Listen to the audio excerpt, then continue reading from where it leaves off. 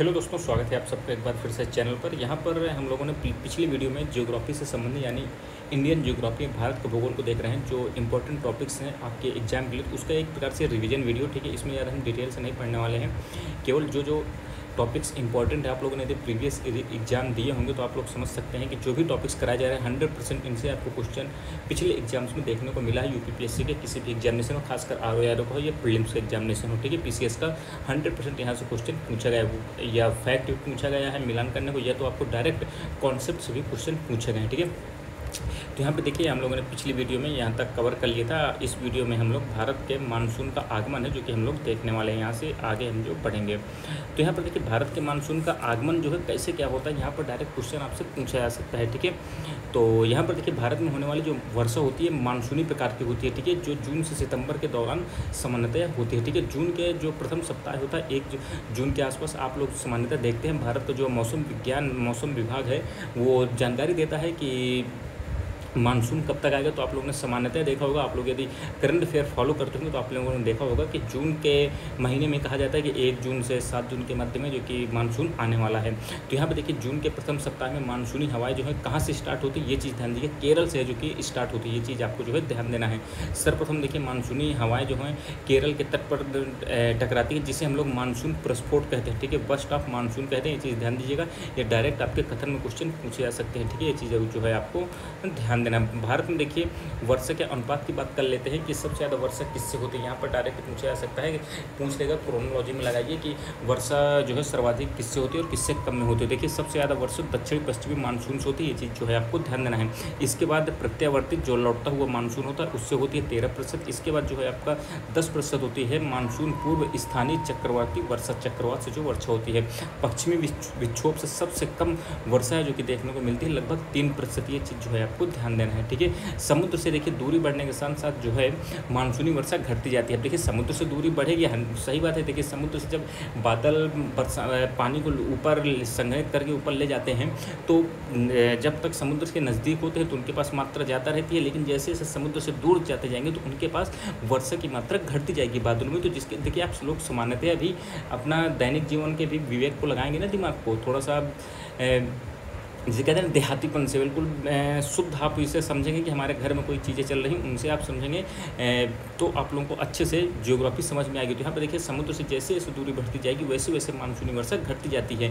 यही कारण है कि आप लोग देखते हैं मानसूनी वर्षा के द्वारा कोलकाता में 119 सेंटीमीटर, पटना में 105, इलाहाबाद में 76 और दिल्ली में देखिए 56 सेंटीमीटर तक की वर्षा जो होती है। देखिए, भारत देखिए सामान्यतः कृषि प्रधान देश है, तो भारत की जो कृषि होती है ना, वो सामान्यतः आप लोग देखते हैं मानसूनी वर्षा पर जो कि निर्भर करती है, ठीक है। इसीलिए जब वर्षा सामान्य से अधिक होती है तो यानी अच्छे स्तर पर वर्षा होती है तो आप लोग देखते हैं उस साल खाद्यान्न भी भारत का बढ़ता है। लेकिन अगर वर्षा अच्छी नहीं होती तो आप लोग देखते हैं खाद्यान्न में कमी भी आती है और समस्याएं भी है जो कि देखने को मिलती हैं। ये चीज़ आपको जो है ध्यान देना। देखिए, वर्षा जब सामान्य समय से पहले समाप्त हो जाती है तो जो फसलें जो होती हैं ना, खड़ी फसल, उनको नुकसान होता है। जैसे वर्तमान में आप लोग देखते हैं गर्मी है, अब आपकी क्या लगनी है फसल, ये बरसात के मौसम में आपकी खरीफ की फसल है जो कि लगती है, ठीक है, जुलाई के आसपास, जून जुलाई के आसपास। कौन सी लगती है, क्या कहते हैं आपका चावल वगैरह, यानी धान की खेती इसी समय होती है। लेकिन अगर इस समय मानसून अच्छा नहीं मिला भारत को तो आप लोग देखेंगे कि धान की खेती में बढ़ोतरी यदि होगी भी तो काफ़ी कम मात्रा में होती है, उतनी अच्छी बढ़ोतरी नहीं होती है। तो यहाँ पर ध्यान दीजिएगा। तो देखिए, यहाँ पर होता क्या है, जब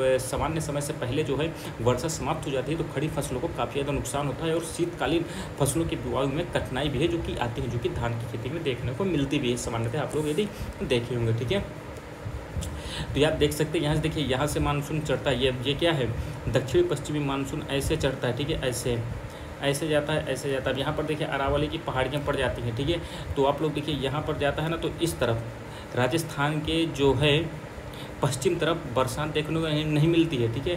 तो आप लोग जो देखते हैं ना, अलवर वगैरह का क्षेत्र, तो यहाँ पर पानी की मात्रा काफ़ी ज़्यादा कम रहती है बरसात की। तो ये उसका यही कारण है। जो होता क्या है ना, ये यहाँ पर एक सेकंड इसे मैं थोड़ा बदल दूँ, ये पर्वत जो है ऐसा नहीं होता है, पर्वत जो होता है ऐसे है, ठीक है। तो इसके कारण से होता क्या है, समानांतर पर्वत पड़ जाता है, ऐसे पर क्या कहते हैं आती हैं, दक्षिण पश्चिम मानसून आता है और ऐसे जाता है, तो ऐसे ही देखिए पर्वत भी है, तो होता क्या है, तो ऐसे पर्वत निकल जाता है, यहाँ पर जो है ये वृष्टि छाया क्षेत्र है जो कि बन जाता है, ऐसे यहाँ पर होता है, ठीक है। यहाँ पर देखिए, ये आपकी पश्चिमी क्या कहते हैं पश्चिमी घाट, तो पश्चिमी घाट के देखिए बाएं तरफ तो अच्छी बारिश हो जाती है, लेकिन इसके दाएं तरफ अच्छी बारिश नहीं हो पाती क्योंकि वृष्टि छाया क्षेत्र है जो कि बन जाता है। ठीक है, ऐसे जब ये यहाँ पर जाते हैं, इसके बाद देखिए हिमालय, यहाँ पर हिमालय पड़ जाता है, तो हिमालय यहाँ पर पड़ता है, तो ऐसे यहाँ पर ऐसे घूम के ये यहाँ पर बारिश करती है। ठीक है, अच्छी खासी बारिश यहाँ पर देखने को मिल जाती है। ठीक है, और यदि सोचिए अगर हिमालय ना हो तो ये सीधा बरसात आगे निकल जाएगी, यानी भारत में बारिश होगी ही नहीं, ये सीधा निकल जाएगी। ठीक है, आपको जो ये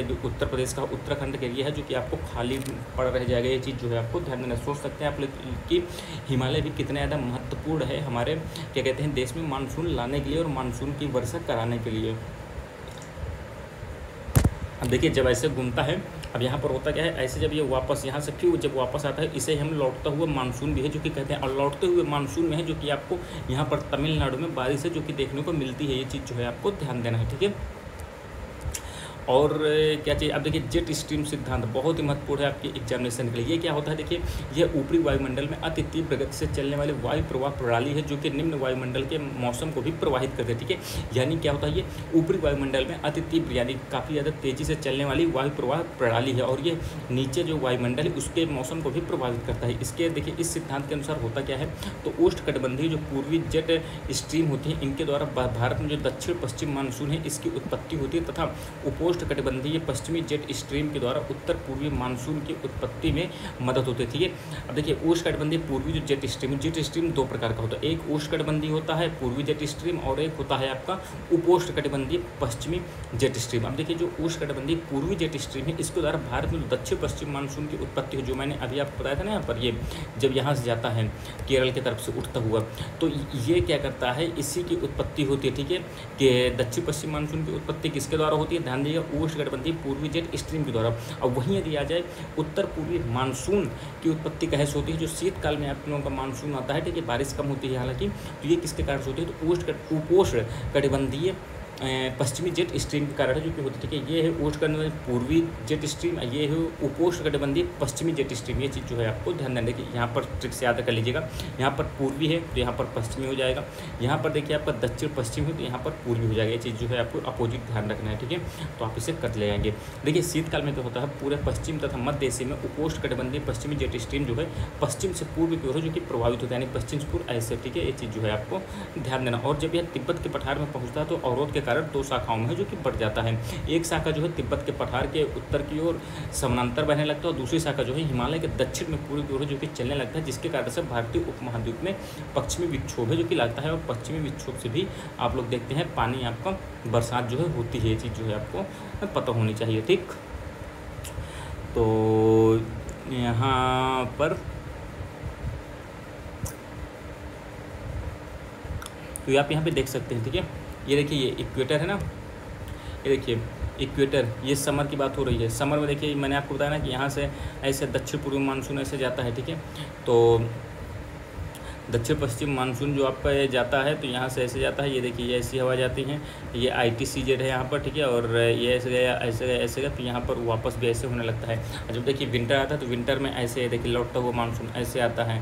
ठीक है, और ये ऐसे ऐसे ऐसे हो जाता है। ठीक, और यहाँ पर देखिए inter tropical convergence zone ITCZ यहाँ पर नीचे आ जाता है। ये चीज़ जो है आपको जानना, तो इससे ऐसे आपकी ये फिर हवाएं चलने लगती है। ठीक है, ये काफ़ी ज़्यादा कॉन्सेप्ट बेस्ड है, इसको अगर हम देखेंगे तो काफ़ी ज़्यादा समय खा जाएगी। तो आप लोगों ने पहले इन सब चीज़ों को नहीं देखा तो आप लोगों को अभी समझने में दिक्कत हुई, बस आप थोड़ा सा लेमैन भाषा में चीज़ों को समझ लीजिए ताकि आपको क्वेश्चन को सॉल्व करने में आसानी मिले। ठीक है, देखिए उच्च वायुद्वीप के केंद्र से बंगाल की खाड़ी और अरब सागर से होते हुए दक्षिणी हिंद महासागर की ओर चलने वाली जो भी हवा होती है इनको हम उष्णकटिबंधीय पूर्वी जेट स्ट्रीम है जो कि कहते हैं। ठीक है, और इस जेट स्ट्रीम के कारण है जो कि मेडागास्कर द्वीप की समूह जो है वायु के अवरोहण से उच्च वायुदाब का विकास होता है। ठीक है, और यही जो आपका उष्णकटिबंधीय पूर्वी जेट स्ट्रीम है इसी कारण से जो कि दक्षिण पश्चिम मानसून के नाम से जो कि जाना जाता है, इसके कारण ये वर्षा होती है। ठीक है, अब देखिए अल नीनो की बात कर लेते हैं। अल नीनो लालिनो, देखिए अल नीनो जो है एक जटिल मौसम तंत्र है जो कि हर 5 या 10 वर्ष में है जो कि देखने को मिलता है। इसके कारण होता है कि संसार के विभिन्न भागों में सूखा, बाढ़ और मौसम जैसी चरम अवस्थाएं जो कि देखने को मिलती हैं। अल नीनो के कारण से कहीं होता है बारिश ज़्यादा हो जाती है, कहीं होता है सूखा पड़ जाता है। ठीक है, तो अल नीनो का देखिए शाब्दिक अर्थ क्या है, तो बालक ईसा, क्योंकि यह जलधारा दिसंबर के महीने में क्रिसमस के आसपास जो कि नजर आती है, जिसके कारण से बालक ईसा भी कहते हैं। ठीक है, ये कथन में क्वेश्चन बन सकता है। आप लोग RO के यदि एग्जाम को देखा होगा तो आप लोग जानते हैं काफ़ी ज़्यादा अजीबोगरीब भी क्वेश्चन कभी कभी देखने को मिल जाते हैं। आप लोगों का ये लगेगा अरे यार ये तो मैंने क्वेश्चन देखा ही नहीं, लेकिन वो क्वेश्चन रहते हैं। ठीक है, तो यहाँ पर देखिए ये पेरू पेरू क्षेत्र की बात हो रही है। तो पेरू में जो दक्षिणी गोलार्ध जो पड़ता है, इसमें दिसंबर जो है काफ़ी ज़्यादा गर्मी का महीना होता है, ठीक है। यहाँ पर ये आप देखते हैं ना, और ये आपका विश्व हो गया, तो दक्षिणी गोलार्ध ये होता है यहाँ पर, ठीक है। तो ये अल नीनो यहाँ पर बनता है, ठीक है। भारत में देखिए मानसून की अवधि के पूर्वानुमान के लिए अल नीनो का उपयोग होता है, ये चीज़ जो है आपको ध्यान देना है। अगर हम लोग मानसून की अवधि के बारे में बात करें तो इसमें अल नीनो का काफ़ी ज़्यादा फैक्टर काम में आता है, ठीक है। 1990-91 में अल नीनो का प्रचंड रूप है जो कि देखने को मिला था, जिसके कारण से कि देश के अधिकतर भागों में मानसून के आगमन में 5 से 12 दिनों की देरी है जो कि देखने को मिलती है। यानी अल नीनो के कारण हमारे यहाँ मानसून लेट लतीफ़ भी हो सकता है, तो काफ़ी ज़्यादा बड़ा फैक्टर है जो कि ये अल नीनो के कारण होता है हमारे यहाँ, ठीक है। इस तंत्र में होता क्या है, महासागरीय वायुमंडलीय परिघटनाएं हैं शामिल होती हैं। पूर्वी प्रशांत महासागर में यह पेरू के तट पर उष्ण समुद्री धारा के रूप में जो कि प्रकट होता है, ठीक है, उष्ण रूप में, ठीक है।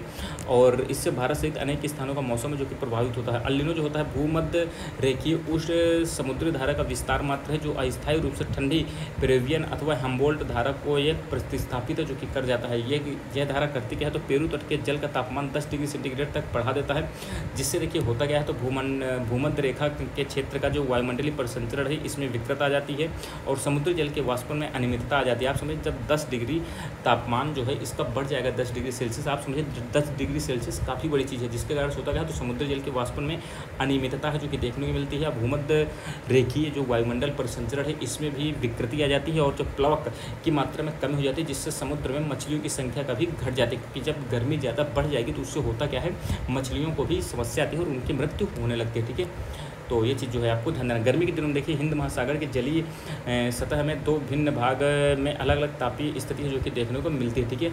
और इसे हिंद महासागरीय डायपोल की संज्ञा जो कि दी जाती है, ठीक है। और भारतीय नीनो के नाम से भी है इसे जाना जाता है, ठीक है। डायपोल को, हिंदी महासागरीय डायपोल को हम लोग भारतीय नीनो के नाम से भी है जो कि जानते हैं, ठीक है।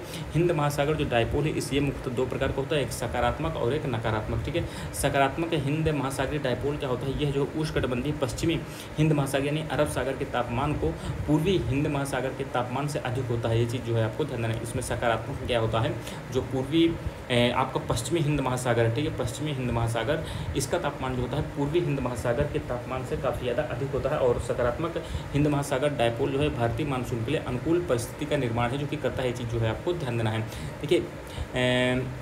सकारात्मक हिंद महासागर में होता क्या है, मैंने आपको बताया कि पश्चिमी हिंद महासागर का तापमान पूर्वी हिंद महासागर से अधिक होता है, ठीक है। ये ऐसे बना लीजिए आप, देखिए हिंद महासागर की बात हो, पश्चिमी ये है आपका हिंद महासागर, तो इसका तापमान यदि अधिक होगा तो यहाँ पर देखिए ज़्यादा से ज़्यादा क्या कहते हैं, जल का क्या कहते हैं संचयन करने के बाद जब जल का संचयन यहाँ पर ज़्यादा होगा तो जब ये मानसून आता है, ठीक है, तो दक्षिण पश्चिम मानसून जब आएगा तो यहाँ से देखिए जब ये मानसून जाएगा तो यहाँ पर जब वर्षा की यानी जल की मात्रा बादलों के पास ज़्यादा होगी तो यहाँ पर बारिश भी आपके भारत में अच्छी खासी देखने को मिलेगी। तो आप लोग समझ सकते हैं सकारात्मक हिंद महासागर क्या होता है, ये भारत के लिए अच्छी चीज़ होती है, ये चीज़ जो है आपको ध्यान देना, अनुकूल परिस्थिति का निर्माण है जो कि ये करता है, ठीक है। और देखिए जब ये नकारात्मक हिंद महासागरीय डायपोल जो आता है इससे क्या होता है, तो उष्णकटिबंधीय पश्चिमी हिंद महासागर का जो तापमान होता है ये सामान्य तापमान से कम हो जाता है, जिसके कारण से जो बादल होते हैं वो पानी की मात्रा को अधिक जो है संघनित नहीं कर पाते हैं, यानी उन्हें जो है वाष्पित नहीं कर पाते, जिसके कारण से होता क्या है, तो ये इसके कारण से वर्षा जो है कम होती है, तो ये प्रतिकूल स्थिति का निर्माण है जो कि करता है, ठीक है। ये चीज़ जो है आपको ध्यान रखना। देखिए ग्रीष्म ऋतु में आने वाले कुछ प्रसिद्ध स्थानीय तूफान की बात कर लेते हैं, ये भी आपके डायरेक्ट कभी कभी मिलान करने को भी आ जाता है और कभी कभी डायरेक्ट कथन में भी ये क्वेश्चन पूछे जाते हैं, ठीक है। यहाँ पर देखिए बात करें आम्र वर्षा की, तो आम्र वर्षा की बात करें तो ग्रीष्म ऋतु में खत्म होते होते पूर्व मानसून बौछारें जो कि पड़ती हैं, ये जो है केरल और तटीय कर्नाटक के आसपास है जो कि ये सामान्यतः घटना होती है। यह जो है इस तूफानी वर्षा को हम लोग आम्र वर्षा कहते हैं, क्योंकि ये आमों को जल्दी पकाने के लिए काफ़ी ज़्यादा फेमस होती है। कहाँ पर आती है, केरल और कर्नाटक में, ये चीज़ जो है आपको ध्यान देना है। फूलों की बौछार वाली वर्षा की बात करें तो यह केरल व निकटवर्ती कहवा उत्पादन क्षेत्रों में है, जो कि कहवा के फूल है जो कि इससे खिले रहते हैं। कहवा आपका सर्वाधिक कहाँ होता है, तो कर्नाटक में है जो कि ये होता है, ये चीज़ जो है आपको ध्यान देना है। कमेंट बॉक्स बताइए कहवा बोर्ड आपका कहाँ है, कॉफी बोर्ड, ठीक है। काल बैसाखी काफ़ी ज़्यादा महत्वपूर्ण है, यह जो है असम और पश्चिमी बंगाल के वैशाख के महीने में है, जो कि शाम को चलने वाली भयंकर और विनाशकारी वर्षा युक्त पवनें होती हैं, चीज़ जो है आपको ध्यान देना है। काल बैसाखी, ठीक है, ये असम और पश्चिम बंगाल से संबंधित है। इससे इनकी कुख्यात प्रकृति का अंदाजा इससे आप लगा सकते हैं कि इसका नाम ही काल बैसाखी है, जो कि लिखा गया, यानी वैशाख के महीने में आने वाली तबाही। यह जो है चाय, पटसन और चावल के लिए ये पवनें जो अच्छी होती हैं। असम में इन तूफानों को को बोडो इचला भी है जो कि कहा जाता है, ये पॉइंट भी आपको ध्यान देना है, ठीक है। असम और पश्चिम बंगाल से संबंधित है। लू की बात करें तो देखिए उत्तरी मैदान में चलती हैं, पंजाब से लेकर बिहार, पंजाब हो गया, यूपी हो गया, एमपी में भी चलती हैं, ठीक है। और दिल्ली और पटना के बीच इनकी तीव्रता काफ़ी ज़्यादा अधिक होती है, ठीक है। अब देखिए पश्चिमी विक्षोभ की बात कर लेते हैं, वेस्टर्न डिस्टर्बेंस की। तो देखिए पश्चिमी विक्षोभ तो है भारतीय उपमहाद्वीप में जाड़े के मौसम में क्या कहते हैं, वर्षा का एक प्रमुख कारण है जो कि बनता है। भारत के जाड़े के मौसम में पश्चिम तथा उत्तर पश्चिम दिशा से जो कि प्रवेश करता है, ठीक है। ये आप देखेंगे उत्तर पश्चिम किधर होगा, तो उत्तर पश्चिम आपका उत्तर पश्चिम ये यहाँ से प्रवेश करती है, ठीक है। ये भूमध्य सागर पर उत्पन्न होती हैं तथा भारत में इनका प्रवेश पश्चिमी जेट प्रवाह के द्वारा है जो कि होता है। ये चीज़ जो है आपको ध्यान देना, डायरेक्ट यहाँ पर कथन बन सकता है, ठीक है। ये इनका प्रवेश किसके कारण से होता है, तो ध्यान दीजिएगा पश्चिमी जेट प्रवाह के कारण है जो कि इनका प्रवेश होता है, ठीक है। और यह विक्षोभ जो है भारत के उत्तर तथा उत्तर पश्चिमी भागों में है जो कि शीतकालीन वर्षा के लिए जिम्मेदार होता है। शीतकाल के रात्रि के तापमान में वृद्धि जो होती है इन विक्षोभों के आने के पूर्व का संकेत है जो कि माना जाता है। अपने प्रवाह क्रम में ये भूमध्य सागर के अतिरिक्त कैस्पियन सागर से भी आर्द्रता है जो कि ग्रहण करते हैं। कहाँ से आर्द्रता ह्यूमिडिटी ग्रहण करते हैं, तो भूमध्य सागर से भी और ये कैस्पियन सागर से भी ग्रहण करते हैं। देखिए कैस्पियन सागर यहाँ पर है तो आपको तुरंत रिकॉल करना चाहिए कैस्पियन सागर से लगे कौन कौन से देश हैं, तो ये आपको पता होना चाहिए। रूस है, यूक्रेन है, और कौन है, अजरबैजान है, और कौन से देश आते हैं, ईरान भी है, ठीक। और बताइए आप लोग बताइए कौन कौन से हैं, ठीक है। पश्चिमी विक्षोभ जो है ये रबी की फसल के लिए काफ़ी ज़्यादा महत्वपूर्ण होता है, ठीक है। पश्चिमी रबी की फसल कौन सी होती है, देखिए रबी की फसल आप लोग ध्यान करके, रबी की फसल जो होती है ये ठंडी में लगाई जाती है। कौन सी है, आप लोगों की गेहूं की खेती होती है रबी की फसल, ये चीज़ जो है आपको ध्यान देना है। और हिमालय के अधिकांश भागों में इनके कारण है जो कि हिमपात होता है, ये चीज़ भी आपको जो है ध्यान देना है। अब देखिए जलवायु के वर्गीकरण की बात कर लेते हैं, काफ़ी ज़्यादा महत्वपूर्ण है कि भारत की जलवायु जो है मानसूनी प्रकार की है जो कि होती है। जलवायु वर्गीकरण की देखिए अनेक पद्धतियां हैं जिनमें से कोपेन का जलवायु वर्गीकरण काफ़ी ज़्यादा जो है मान्य है, ठीक है। इसमें जो है इन्होंने जलवायु वर्गीकरण हेतु जो है तापमान और वर्षा को प्रमुख आधार है जो कि माना है, ठीक है। कोपेन की पद्धति के अनुसार जो है भारत की जलवायु प्रमुख प्रकार की जलवायु जो कि मानी जाती है, कौन किस में आती है भैया, तो यहाँ पर देखिए बात करें भारत की जलवायु किस प्रकार की आती है, तो देखिए CWG प्रकार की है जो कि सामान्यतया भारत की जलवायु को कहा जाता है, ठीक है। ये देख सकते हैं शुष्क शीत ऋतु वाला मानसून प्रकार होता है जो कि देखिए गंगा का मैदान, पूर्वी राजस्थान, उत्तर मध्य प्रदेश, उत्तर पूर्वी भारत का अधिकतर प्रदेश है जो कि इसी के अंतर्गत है जो कि आता है, ठीक है। ये प्रकार की जो ध्रुवीय प्रकार की होती है पोलर वाली, तो ये देखिए जम्मू कश्मीर, हिमाचल प्रदेश और उत्तराखंड में देखी जाती हैं। अरुणाचल प्रदेश में DFC प्रकार की जलवायु है जो कि देखने को मिलती है। AMW जो है गोवा के दक्षिण भाग में जो कि देखने को मिलती है, ठीक है। तो यहाँ पे आप देख सकते हैं यहाँ पर ए प्रकार की जलवायु देखने को मिलती है, ये CWG प्रकार की जलवायु सामान्यतः देखने को मिलती है, ये AW। तो CWG आप याद रखिएगा बस होगा। यहाँ पर ए ध्रुवीय प्रकार की भी ध्यान रखिएगा, AMW भी ध्यान रखिएगा, लघु शुष्क शीत वाला मानसूनी प्रकार, ठीक। अब यहाँ पर देखिए संस्थान देख लेते हैं, ये मिलाने को आ सकते हैं। भारत मौसम विज्ञान कहाँ पर है, नई दिल्ली में है। भारतीय उष्णकटिबंधीय मौसम विज्ञान संस्थान पुणे में है। मध्यम दर्जे के राष्ट्रीय मौसम भविष्यवाणी केंद्र नोएडा में है, ठीक। और कौन सा इंपॉर्टेंट है, भारतीय प्रौद्योगिकी संस्थान, ये उतना कुछ इंपॉर्टेंट नहीं, ये सब तो आपको पता ही है, ठीक है।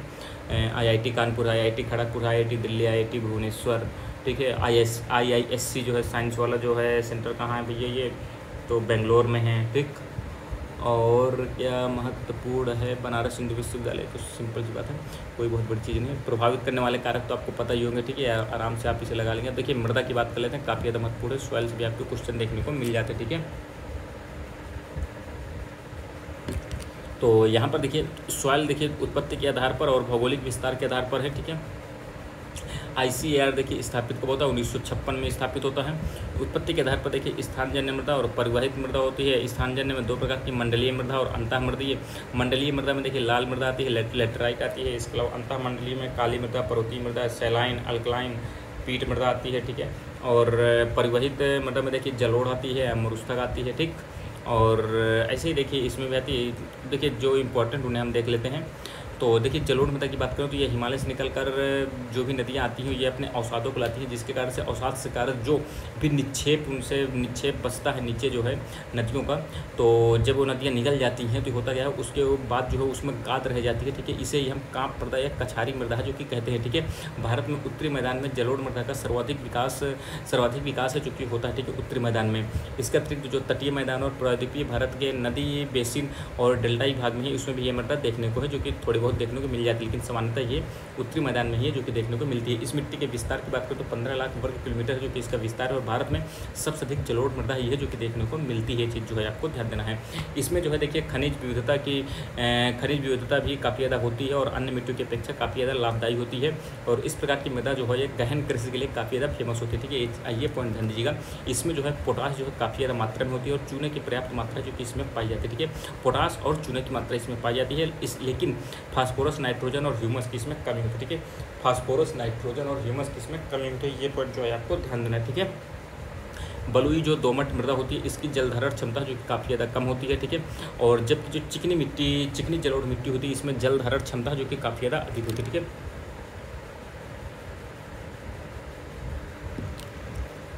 यहाँ पर देखिए सतलज, यमुना का मैदान और पंजाब, हरियाणा तथा ऊपरी गंगा के मैदान जो होते हैं इसमें प्राचीन जलोढ़ मृदा पाई जाती है, जिसे हम लोग बांगर मृदा कहते हैं। ठीक है, बांगर यानी पुरानी, नाम से ही आप समझ रहे होंगे, पुरानी जलोढ़ मृदा जो बांगर होती है। बांगर में क्या होता है, बड़े बड़े टीले पाए जाते हैं। ठीक है, इसमें कंकड़ उंकड़ ज़्यादा बड़े बड़े होते हैं। इसके बाद बांगर के बाद खादर होती है। खादर जो है नवीन जलोढ़ मृदा को कहते हैं। ये चीज़ जो है आपको ध्यान देना है। ठीक है, और ये जो है मध्य एवं निम्न मैदानी क्षेत्रों में बाढ़ के कारण मृदा का नवीनीकरण होता है, जिसे हम लोग खादर कहते हैं। ये चीज़ जो है आपको ध्यान देना है। गंगा के मैदानी भागों में इनकी लंबाई या गहराई देख सकते हैं लगभग 2000 मीटर है जो कि देखने को मिलती है।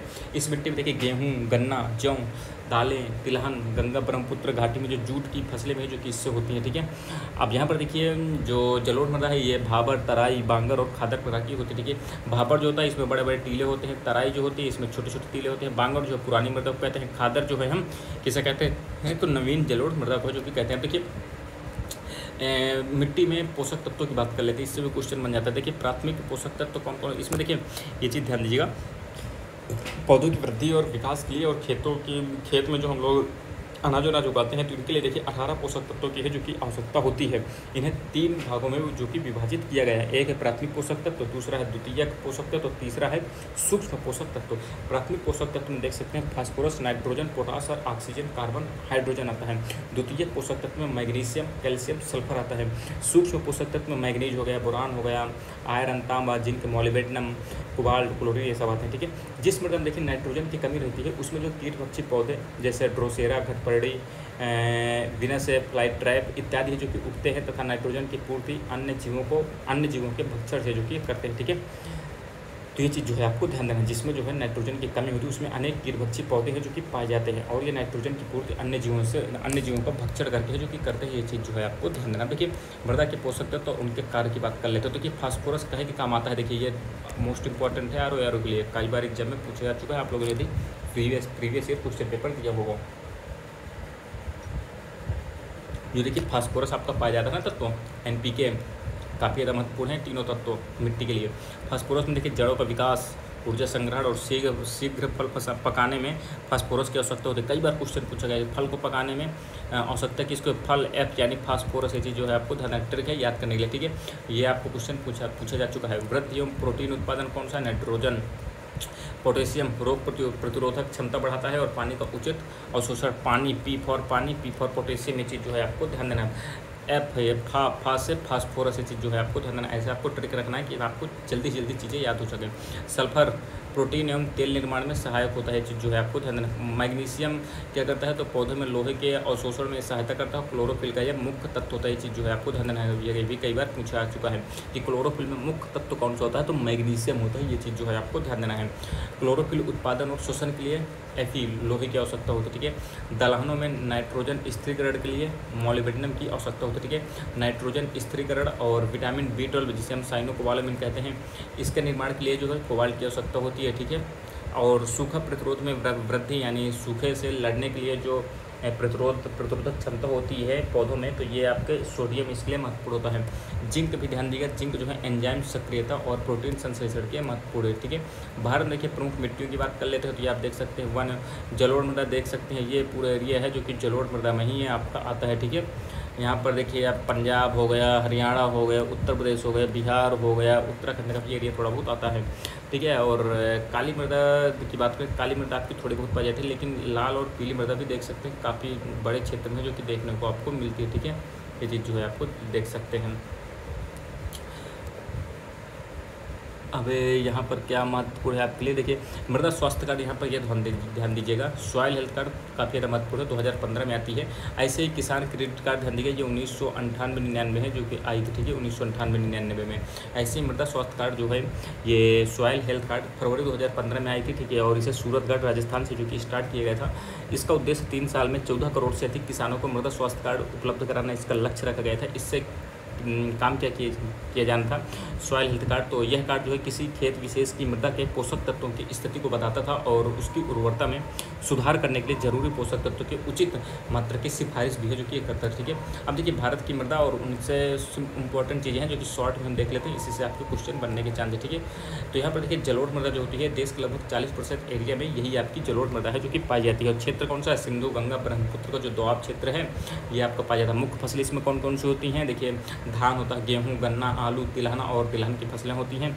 इसमें देखिए पोटास और चूना की अधिकता होती है और नाइट्रोजन, फास्फोरस और ह्यूमस की जो है यहाँ पर कमी होती है, ठीक है। लाल मिट्टी की बात करें तो देखिए ये 18% पाया जाता है। यहाँ पर ये भी क्रोनोलॉजी ध्यान दीजिएगा, सबसे ज़्यादा जलोढ़ मृदा, इसके बाद जो है आपकी क्या देखने को मिलती है, लाल मिट्टी जो कि देखने को मिलती है, इसके बाद काली मृदा, इसके बाद लेटराइट की चीज़ जो है आपको ध्यान देना है। देखिए लाल मिट्टी जो है आपके तमिलनाडु, कर्नाटक, महाराष्ट्र, उड़ीसा, मध्य प्रदेश का कुछ क्षेत्र जो कि आता है। और लाल मिट्टी जो है, लाल मिट्टी में कौन कौन सी फसलें होती हैं, तो मूंगफली, केला, तंबाकू, रागी, ज्वार, तीसी, कपास, गेहूं, मक्का और लोहे की प्रचुरता है जो कि इसमें लोहे में लाल मिट्टी में देखने को मिलती है। नाइट्रोजन, फास्फोरस और जीवाश्म की इसमें भी कमी होती है, ठीक है। देखिए एनपीके की सबसे कमी, इसमें भी कमी, इसमें भी कमी, देखिए इसमें भी कमी और इसमें भी कमी, मतलब सब में ये कथा नहीं दिया जाएगा किसी भी मिट्टी में, तो ये आपको कम ही देखने को जो है मिलेगा। आपको केवल पोषक तत्व पर ध्यान देना है, ठीक है। पोटास और चूने की अधिकता जलोढ़ मृदा में, लोहे की अधिकता लाल मृदा रेड सॉइल में, काली मृदा बहुत इंपॉर्टेंट है ये भी मिट्टी जो है क्योंकि कपास के लिए काफ़ी ज़्यादा फेमस है। इसे हम लोग रेगुड़ मृदा भी है जो कि कहते हैं, ठीक है। महाराष्ट्र, गुजरात, मध्य प्रदेश, आंध्र प्रदेश, तमिलनाडु और पठारी क्षेत्र में जो कि वो पाई जाती है। और कपास, सोयाबीन, चना, ज्वार, गेहूँ के लिए महत्वपूर्ण है, ठीक है। पोटाश, चूना, मैग्नीशियम और एल्युमिनियम की इसमें प्रचुरता है जो कि देखने को मिलती है, ठीक है। और कपासी मृदा भी जो कि इसे कहते हैं। लेटराइट मृदा की बात करें तो देखिए लोहे एवं एल्युमिनियम की प्रचुरता पाई जाती है। यहाँ पर कई बार पूछा गया है तो लेटराइट मृदा में कौन सा तत्व पाया जाता है, तो ध्यान दीजिएगा लोहा और एल्युमिनियम है जो कि पाया जाता है। और लेटराइट मिट्टी जो होती है ये चाय, कॉफ़ी, रबड़, सिरकोना, काजू के लिए काफ़ी ज़्यादा फेमस है। और ये जो है देश के लगभग 3.7 भूभाग क्षेत्र पर है जो कि पाई जाती है, जैसे कर्नाटक, केरल, तमिलनाडु, असम, महाराष्ट्र, उड़ीसा के पर्वतीय क्षेत्र में जो कि पाई जाती है, ठीक है। मरुस्थलीय मृदा नाम से ही पता चल रहा है, मरुस्थलीय क्षेत्र में जैसे दक्षिणी पंजाब हो गया, सूखा क्षेत्र, हरियाणा का क्षेत्र हो गया, राजस्थान, पश्चिमी उत्तर प्रदेश, इसमें देखिए लवण और फास्फोरस की अधिकता होती है, ठीक है। लवण होगा तभी ये मरुस्थलीय है, ठीक है। अम्लीय या क्षारीय होता है तो वो किसी न किसी खेती के लिए यानी कृषि के लिए महत्वपूर्ण हो जाता है, ठीक है। मरुस्थलीय मृदा में हम लोग सामान्यतः बाजरा, ज्वार, मोटे अनाज जो कि इसमें होते हैं और सरसों और जो भी इसमें होते हैं। पर्वतीय मृदा की बात करें तो कश्मीर से अरुणाचल प्रदेश तक है और इसमें जो है सेब, नाशपाती, आलू आदि है जो कि होते हैं, ठीक है। अब देखिए मृदा अपरदन की बात कर लेते हैं, ठीक है। मृदा अपरदन काफ़ी ज़्यादा महत्वपूर्ण है। मृदा से संबंधित, मृदा अपरदन से संबंधित देखिए यहाँ पर जो इम्पोर्टेंट आपके क्या कहते हैं पॉइंट्स हैं जो आपको क्या कहते हैं परिभाषा से पूछा जा सकता है, तो इसे ध्यान दीजिएगा। पहले देखिए ध्यान दीजिए यहाँ पर है क्या, मृदा अवकर्षण, इसे हम मृदा डिग्रेशन जो कि कहते हैं, सॉइल डिग्रेशन, मृदा में उर्वरता के ह्रास को ही हम मृदा अवकर्षण कहते हैं। चीज़ ध्यान दीजिएगा, टर्मिनोलॉजी पर ध्यान दीजिएगा। इसमें जो है मृदा का पोषण स्तर जो कि गिर जाता है और मृदा के दुरुपयोग एवं अपरदन के कारण जो कि मृदा की गहराई और परत की मोटाई भी है जो कि कम हो जाती है। मृदा अवकर्षण की दर जो होती है भू आकृतिक संरचना, पवनों की गति और वर्षा के मात्रा के अनुसार एक स्थान से दूसरे स्थान पर भिन्न भिन्न जो कि हो सकती है, चीज़ जो है आपको ध्यान देना है। अब देखिए सॉइल इरोजन कई बार एग्जाम में आ चुका है भाई साहब। सॉइल इरोजन का मतलब क्या होता है, तो इसमें जो है मृदा के ऊपरी स्तर जो होते हैं इसका विनाश हो जाना, ऊपरी स्तर जो होता है मृदा का, ठीक है। और प्राकृतिक या मानवीय गतिविधियों के कारण है जो कि इसका अपरदन हो जाता है, ठीक है। ये चीज़ ध्यान दीजिएगा। प्राकृतिक रूप से होने वाली मृदा अपरदन जो होती है ये इसका अपरदन और मृदा निर्माण प्रक्रिया में एक प्रकार का संतुलन है जो कि पाया जाता है, ठीक है। यानी यदि मिट्टी की ऊपरी परत की जो क्वालिटी होती है वो अपने आप से जा रही है तो देखिए वो संतुलन धीरे धीरे बन जाएगा, ठीक है, क्योंकि वो एक प्रकार से संतुलित करने का काम है क्योंकि वो नेचुरल हो रहा है। लेकिन यदि यही मानवीय हस्तक्षेप के कारण होता है तो इस संतुलन में अव्यवस्था हो जाने से मृदा अपरदन की दर में काफ़ी ज़्यादा वृद्धि है जो कि देखने को मिलती है और काफ़ी तेज़ी से होती है। मृदा अपरदन के लिए देखिए कौन कौन से कारक है जो कि क्या कहते हैं जिम्मेदार होते हैं, तो देखिए जो प्रवाहित पवन होती है और प्रवाहित जल, आप लोग देखते हैं जब बरसात ज़्यादा हो जाती है और मिट्टी बहती है तो आप लोग देखते हैं ऊपर की परत उसकी गायब हो जाती है, ठीक है। तो क्या कहते हैं, इसके कारण से भी मृदा अपरदन होता है, ठीक है।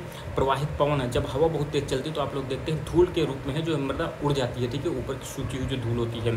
और कृषि और पशुचारण की जो अवैज्ञानिक पद्धतियाँ होती है इसके कारण से भी मृदा अपरदन देखने को है जो कि मिलता है।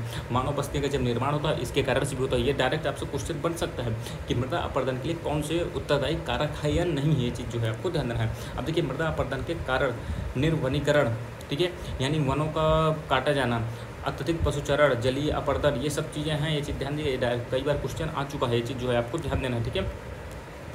और क्या है, इसको देखिए वायु अपरदन भी इसका एक प्रमुख कारण है, हिमालयी अपरदन भी है, झूम कृषि भी है। झूम कृषि में लोग क्या करते हैं, मान लीजिए आदिवासी लोग, जनजाति लोग हैं जो ज़्यादातर ये करते हैं उत्तर पूर्वी क्षेत्र में। यहाँ पर करते क्या है, मान लीजिए किस क्षेत्र में रह रहे हैं, जंगल वाला क्षेत्र है, वहाँ पर उन्होंने फसल उगाए, लेकिन अब वहाँ पर जो है उस फसल को घुमक्कड़ू होते हैं, घुमक्कड़ू प्रजाति के घर वगैरह तो होता नहीं है, तो करते क्या है वहाँ पर आग लगाया जिसके कारण से होता क्या है, मृदा का जो ऊपरी एरिया होता है, ऊपरी जो परत होती है जो उपजाऊ होती है, वो उसके जीवाश्म वगैरह होते हैं, ह्यूमस वगैरह जो होती है, क्वालिटी होती है, वो भी उसमें जो है जल जाती है और वो जाकर दूसरे जगह में जाकर वो खेती करने लगती है, क्योंकि उनके पास इतना समय नहीं होता कि उसे काटें, उसको साफ़ करें, दोबारा क्या कहते हैं मिट्टी को उपजाऊ बनाने का प्रयास करें, ऐसा नहीं करते हैं। आप लोग भी देखते होंगे अपने एरिया में भी कि ये लोग करते क्या हैं, हम लोग भी क्या करते हैं, जैसे गेहूँ लगाया, उनकी जो डंठल वगैरह रहती है तो हम उसमें आग लगा देते हैं। ये भी एक मृदा अपरदन का ही एक कारण है, ये चीज़ जो है आपको ध्यान देना है, ठीक है। भूस्खलन अपरदन भी इसी का कारण हो जाता है, ठीक है। वनों में देखिए आग लगना, भूमि को बंजर छोड़ना और त्रुटिपूर्ण फसल करना, ये भी देखिए मृदा अपरदन के मृदा अपरदन है, इसके कारण से होता है, ठीक है।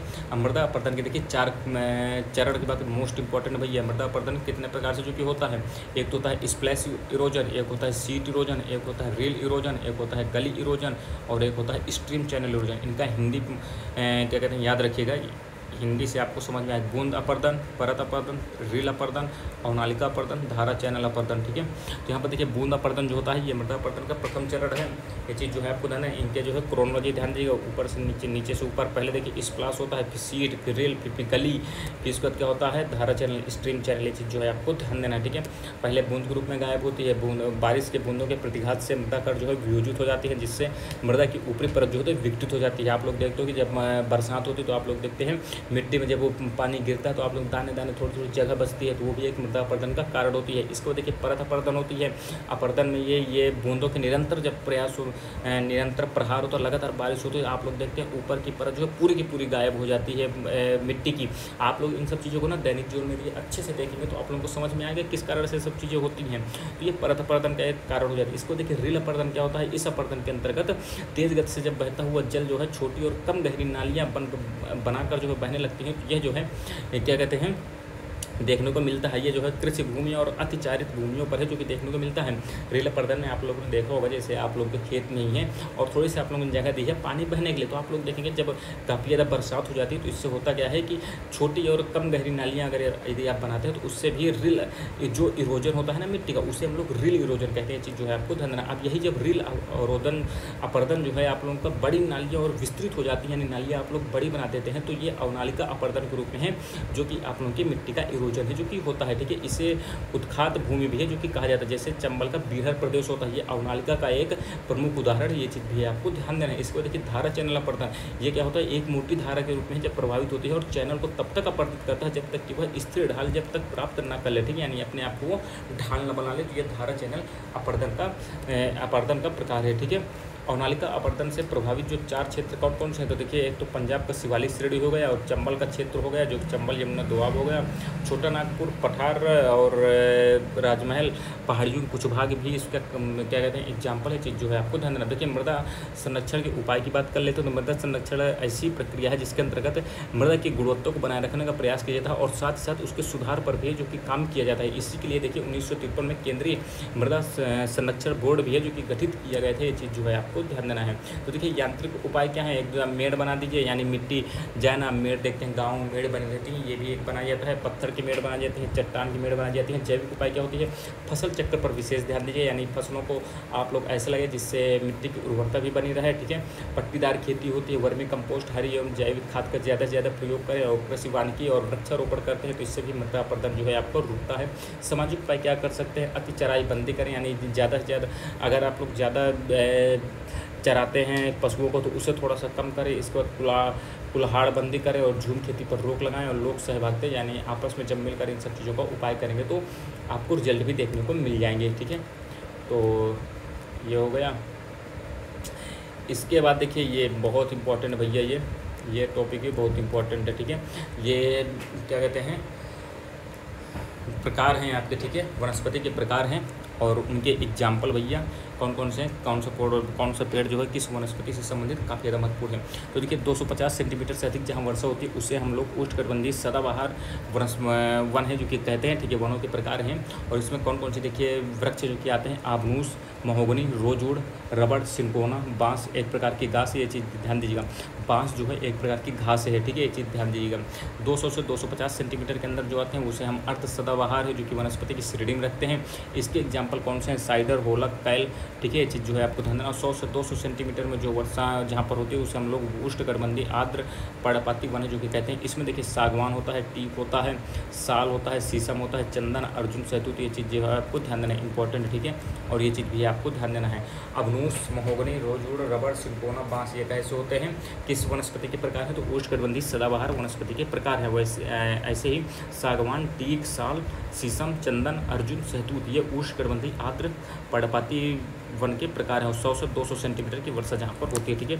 ऐसे ही 70 से 100 सेंटीमीटर के मध्य में जहाँ वर्षा होती है तो इसे हम लोग शुष्क पर्णपाती वनस्पति या उष्णकटिबंधीय सवाना वन भी जो कि कहते हैं। यहाँ पर देखिए तेंदू, पलास, अमलताल, बेल, खैल, अक्सलूट होता है। पलास को हम लोग यूपी का राष्ट्रीय क्या कहते हैं फूल भी है जो कि कहते हैं, ठीक है। इसे फायर ऑफ द फॉरेस्ट भी जो कि कहा जाता है, ठीक है, जंगल की आग की तरह जो कि संबोधित किया जाता है, ठीक है। 70 सेंटीमीटर से जहाँ कम बारिश होती है शुष्क कटेली वनस्पति होती है। यहाँ पर देखिए नीम, खजूर, बबूल होता है। और मरुस्थलीय वनस्पति देखिए 50 सेंटीमीटर से कम, वहाँ पर अकासिया और नागफनी जो कि सामान्यतः होते हैं। अब देखिए भारत के कच्छ वनस्पति स्थलों की सूची देख लेते हैं। तो उड़ीसा में पश्चिम बंगाल में आपको सुंदर वन जो है देखने को मिलता है, ये आपको डायरेक्ट मिलान करने को आ सकते हैं, चीज़ जो है आपको ध्यान देना। उड़ीसा में भीतर कड़िका देखने को मिलती है, स्वर्ण रेखा, ठीक है, और जहाँ मिट्टी के लगाऊँ उसे जरूर ध्यान दीजिए, चिल्का हो गया, ठीक है। आंध्र प्रदेश में आपका पूर्वी गोदावरी, कोरिंगा और कृष्णा देखने को मिलती है। तमिलनाडु में ध्यान दीजिएगा, तमिलनाडु में आपका पुलिकट हो गया, आंध्र प्रदेश और तमिलनाडु की सीमा पर ये चीज़ जो है आपको ध्यान देना। पुलिकट आंध्र प्रदेश और तमिलनाडु की सीमा पर है। कजुवेली हो गया, पिचावरम हो गया, मुथुपेट हो गया, ठीक। अंडमान निकोबार में ये ठीक है। केरल में वेम्बनाड और कन्नूर हो गया। कर्नाटक में कुंडापुर, मंगलुरु वन विभाग हो गया। गोवा में गोवा। महाराष्ट्र में देखिए आप लोगों को देवगढ़, विजयदुर्ग हो गया।